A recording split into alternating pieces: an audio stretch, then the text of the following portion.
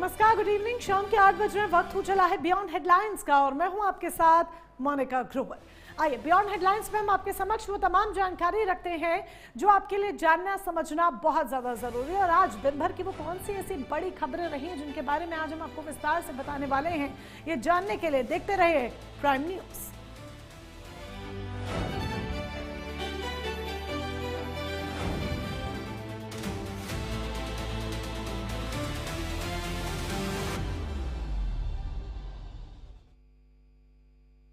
और चलिए सबसे पहले आज बात करते हैं ब्रजभूषण शरण सिंह मामले से जुड़े हुए महिला पहलवानों के यौन उत्पीड़न मामले में पूर्व सांसद ब्रजभूषण शरण सिंह को राउज एवेन्यू कोर्ट ने एक बहुत बड़ी राहत दी है।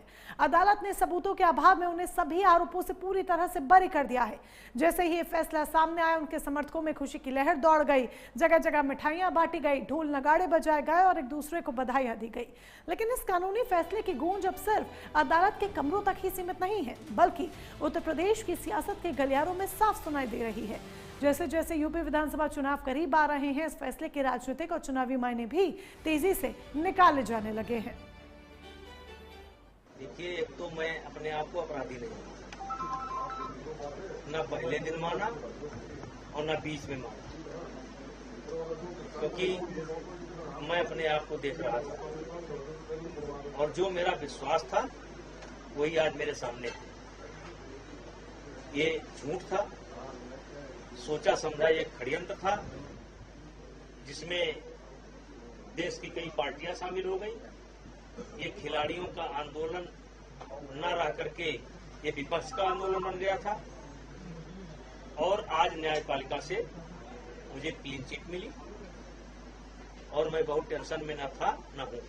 अब कारण ये है कि ये हमारे ऊपर ही नहीं, देश में हजारों की संख्या में ऐसे लोग हैं जिनके ऊपर ये गलत आरोप लग रहे हैं। आज ये फैशन हो गया है, हथियार हो गया है।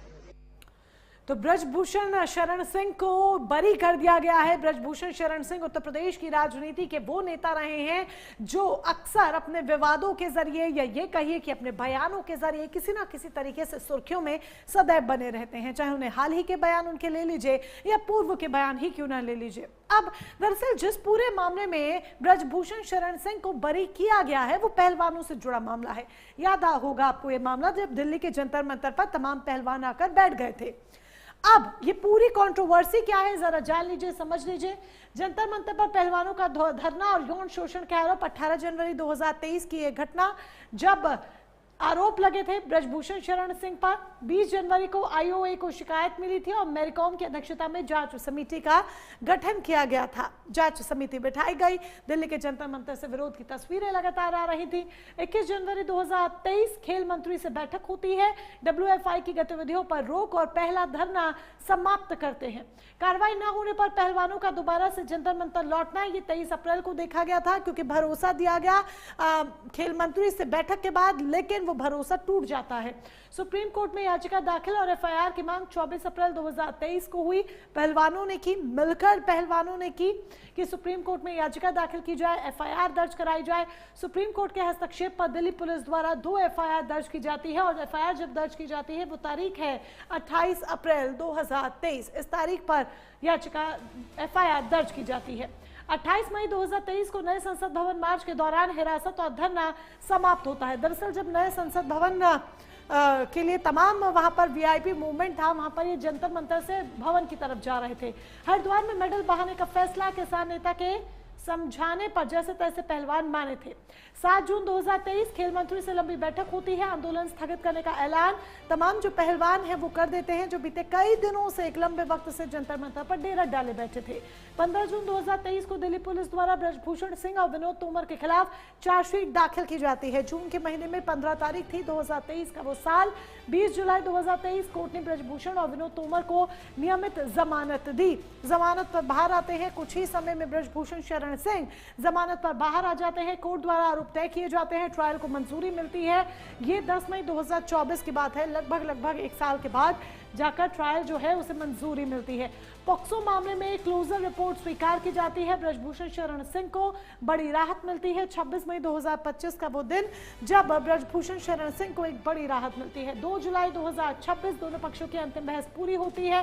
कोर्ट अपना फैसला सुरक्षित रख लेता है। बहस के बाद अपना फैसला नहीं सुनाता, उस फैसले को कोर्ट सुरक्षित रख लेता है। और 3 अगस्त 2026 यानी आज का वो दिन जब कोर्ट द्वारा ब्रजभूषण शरण सिंह और विनोद तोमर को बरी किया जाता है और इस पर ब्रजभूषण शरण सिंह का खुद बयान सामने आता है कि मुझे सिर्फ बरी ही नहीं, मुझे बाइज्जत बरी किया गया है। अब कुछ तस्वीरें हम आपको दिखाएंगे, वो तस्वीरें देख लीजिए जो तस्वीरें अब हम आपके समक्ष रखने जा रहे हैं। किस तरह से फूल मालाओं और गाजे बाजे के साथ ब्रजभूषण शरण सिंह का स्वागत किया जा रहा है। तस्वीरें आपके सामने हम रखने जा रहे हैं, तस्वीरों को देखिए। पहले ब्रजभूषण शरण सिंह आपको दिखाई दे रहे हैं फैसले के बाद का ये वक्त जब उन्होंने मीडिया को बयान दिया, क्योंकि बीते कई समय से ब्रजभूषण शरण सिंह पर एक के बाद एक सवाल दागे जा रहे थे। और अब इस तस्वीर को देख लीजिए जब फूलमाला पहनाकर किस तरीके से उनको उनके सिंहासन पर बैठाकर स्वागत किया जाता है। कोर्ट के फैसले का हर तरफ से स्वागत होता है। उनके तमाम समर्थक यहाँ पर गाजा बाजा इसके साथ ही आतिशबाजी करते हुए भी दिखाई देते हैं।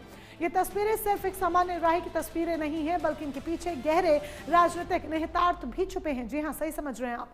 अदालत ने अपने फैसले में ये स्पष्ट कर दिया है कि ब्रजभूषण शरण सिंह अभियोजन पक्ष आरोपों को साबित करने के लिए पर्याप्त और पुख्ता सबूत पेश करने में असमर्थ रहा है। गोंडा से लेकर राष्ट्रीय राजधानी दिल्ली तक उनका समर्थन आदेश का जश्न अपने अंदाज में मनाया जा रहा है। तो जश्न की तस्वीरें आपने देखी। ब्रजभूषण शरण सिंह को जब जमानत मिली, जब उन्हें बाइज्जत बरी किया गया, ये कहा गया कि आरोपों में सबूतों का अभाव है, ऐसे में उन्हें बरी किया जाता है। ब्रजभूषण शरण सिंह के चेहरे की वो खुशी साफ सीधे तौर पर देखी जाती है। अब जब वो बरी हो गए हैं तो क्या प्रभाव पड़ेगा उत्तर प्रदेश की राजनीति पर। 6 बार लोकसभा के सांसद रहे हैं ब्रजभूषण शरण सिंह। गोंडा में उनका परचम लहराता है। उत्तर प्रदेश की राजनीति में भी पूर्व भारतीय कुश्ती महासंघ के अध्यक्ष रहे हैं। पूरा जो परिवार है वो कुश्ती पहलवानी इन सब से जुड़ा रहा है। अब पूर्वांचल अवध में मजबूत राजनीतिक पकड़ ब्रजभूषण शरण सिंह रखते हैं। अब जब केस लगभग खत्म, बरी हो गए हैं, बाइज्जत बरी हो गए हैं, तो उत्तर प्रदेश में आगे आने वाले वक्त में चुनाव है, इसका फायदा बीजेपी को मिल सकता है। गोंडा केसरगंज क्षेत्र में प्रभावशाली चेहरा ब्रजभूषण शरण सिंह माने जाते हैं। आप गोंडा चले जाइए, किसी भी गली में खड़े होकर पूछ लीजिएगा कि ब्रजभूषण शरण सिंह का घर कहाँ है, सब आपको बता देंगे। बड़े समर्थक नेटवर्क के लिए जाने जाते हैं, चर्चित हैं, लोगों के लिए प्रिय हैं, अपने क्षेत्रों में काफी प्रभाव रखते हैं। जनता उन पर बेशुमार प्यार, गोंडा केसरगंज की जनता उनके ऊपर बेशुमार प्यार जो है वो लुटाती है। तो अदालत के इस फैसले ने भले ही कानूनी मोर्चे पर ब्रजभूषण शरण सिंह को एक बड़ी राहत दे दी हो, लेकिन इसके साथ ही कई गंभीर सवाल दोबारा से देश की बहस के केंद्र में आ गए हैं। आखिर ये वही संवेदनशील मामला था जिसने देश के नामी गिरामी पहलवानों को सड़क पर उतरने के लिए मजबूर कर दिया था। जी हाँ, जंतर मंतर पर महीनों तक चले उस ऐतिहासिक धरने ने खेल संघों की कार्यप्रणाली से लेकर खिलाड़ियों की सुरक्षा तक को लेकर पूरे देश में एक राष्ट्रीय बहस छेड़ दी थी। अब न्यायपालिका ने अपने सामने पेश किए गए साक्ष्यों के आधार पर अपना फैसला सुना दिया है, लेकिन दूसरी तरफ विपक्ष का साफ तौर पर कहना है कि ये केवल एक कानूनी फैसला भर नहीं है, बल्कि उन खिलाड़ियों के लंबे संघर्ष पर भी विचार का विषय है जिन्होंने न्याय की गुहार लगाई थी। विपक्ष सवाल खड़े कर रहा है। अब विपक्ष किस तरह के सवाल खड़े कर रहा है वो हम आपको यहाँ पर बिग वॉल के जरिए बताने जा रहे हैं। क्या महिला पहलवानों की लड़ाई बेनतीजा रही? विपक्ष ने एक बड़ा सवाल बरी होने पर ब्रजभूषण शरण सिंह के खड़ा किया, तमाम नेताओं ने खड़ा किया। जांच और अभियोजन पर सवाल उठाए जा रहे हैं कि किस तरह की जांच थी, उस पर विपक्ष के तमाम नेता सवाल उठा रहे हैं क्योंकि बरी कर दिया गया ब्रजभूषण शरण सिंह को। क्या पीड़ितों को पूरा न्याय मिला? ये एक बड़ा सवाल यहाँ पर विपक्ष उठा रहा है कि जिस तरीके से बरी किया गया है जो पीड़ित थे, क्या उन्हें पूर्ण रूप से न्याय मिल पाया? क्या उन्होंने जो लड़ाई लड़ी थी उसका क्या ये मामला राजनीतिक बहस बनेगा? ये भी एक बड़ा सवाल यहाँ पर आकर खड़ा हो जाता है। ये विपक्ष भी पूछ रहा है और आगे आने वाले वक्त में देखा जा भी सकता है कि एक बड़ा बहस का कारण बन सकता है। यूपी चुनाव से पहले फैसले के राजनीतिक मायने क्या हैं, ये भी समझने की जरूरत है। इसका फायदा बीजेपी को मिलेगा नहीं मिलेगा, ये भी आंकलन करने की आवश्यकता है। या विपक्ष इसे एक चुनावी मुद्दा बनाएगा कि पहलवानों ने संघर्ष किया जंतर मंतर पर, लेकिन उनके संघर्ष बेनतीजा ही रहा। वहीं दूसरी तरफ ब्रजभूषण और उनके समर्थक इस पूरे घटनाक्रम को अपनी बेगुनाही और सत्य की जीत के रूप में देख रहे हैं। ऐसे में कानूनी लड़ाई भले ही अपने अंजाम तक पहुंच गई हो, लेकिन सामाजिक और राजनीतिक गलियारों में इस पर घमासान थमने का नाम नहीं ले रहा है। उत्तर प्रदेश के आगामी चुनावों की सुगबुगाहट के बीच ये फैसला निश्चित तौर पर नए राजनीतिक समीकरणों और बयानों को जन्म दे रहा है।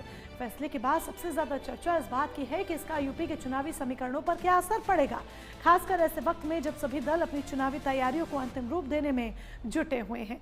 तमाम दल अपनी राजनीति को, अपनी रणनीति को, अपनी स्ट्रैटेजीज को अंतिम रूप देने में जुटे हुए हैं। खासतौर पर अब आप गोंडा और केसरगंज क्षेत्र की बात कर लीजिए तो जिस तरीके से ब्रजभूषण शरण सिंह का वहां पर दबदबा है, वो दबदबा अब और भी ज्यादा क्या मजबूत हो जाएगा। जनता जो उन पर वहां की, उनके क्षेत्र की बेशुमार प्यार लुटाती है, क्या वो अब उन पर और प्यार लुटाएगी? चुनावों में ब्रजभूषण शरण सिंह का जो व्यक्तित्व है वो किस तरीके का दिखेगा, कैसे वो विपक्ष पर प्रहार करेंगे और विपक्ष इस मुद्दे को कैसे भुनाएगा, पहलवानों से जोड़कर, देश के पहलवानों की लड़ाई से जोड़कर, जंतर मंतर पर जो संघर्ष हुआ था उससे जोड़कर, ये भी देखने वाली बात होगी। लेकिन ये बात आज जरूर तय हो गई है कि ब्रजभूषण शरण सिंह के लिए एक बड़ी राहत है कि वो बरी हो गए हैं, लेकिन विपक्ष इसे भुनाएगा जरूर। 1985 से ही राम मंदिर आंदोलन में कूद गए थे ब्रजभूषण शरण सिंह। अगर आप उनके बारे में थोड़ा सा और विस्तार से जानें, समझें, 6 बार कमल से चुनाव जीते हैं, यानी कि बीजेपी से 6 बार उन्होंने जीत दर्ज कराई है। 6 बार के लगातार नेता रहे हैं भारतीय जनता पार्टी की तरफ से। एक बार साइकिल की सवारी भी की थी। एक वक्त ऐसा था जब समाजवादी पार्टी की तरफ भी ब्रजभूषण शरण सिंह का मोह जरा शिफ्ट हो गया था, लेकिन वापस बीजेपी में वक्त के साथ आ गया। 6 से ज्यादा सीटों पर सीधा प्रभाव ब्रजभूषण शरण सिंह अकेले रखते हैं। उनका प्रभाव 6 से ज्यादा सीटों पर है, वो भी अकेले अपने दम पर। केसरगंज, गोंडा, बहराइच, श्रावस्ती, अयोध्या और बलरामपुर, ये वो क्षेत्र हैं, ये वो सीट्स हैं जहां पर ब्रजभूषण शरण सिंह डायरेक्टली अपना प्रभाव रखते हैं, एक असर छोड़ते हैं, छाप छोड़ते हैं। ठाकुर सवर्ण समाज के बीच एक अच्छी पकड़ ब्रजभूषण शरण सिंह बनाते हैं और ऐसे में जाति के आधार पर भी अगर आप देखें तो ब्रजभूषण शरण सिंह एक महत्वपूर्ण नेता हो जाते हैं। एक बेटा गोंडा से विधायक है, दूसरा बेटा केसरगंज से सांसद है और बिटिया रानी राजनीति में उतरने की पुरजोर कोशिश कर रही है। इसीलिए ये परिवार जिस तरीके से अपनी धाकड़ पकड़ रखता है, आगे आने वाले चुनावों में क्या और रंग दिखाएगा ये जरूर हम देखेंगे। पर जब हम आंकड़ों की बात कर रहे हैं, राजनीतिक इतिहास की बात कर रहे हैं, तो इसको समझना इसलिए भी जरूरी हो जाता है क्योंकि ब्रजभूषण शरण सिंह का प्रभाव केवल एक विधानसभा क्षेत्र तक सीमित नहीं है।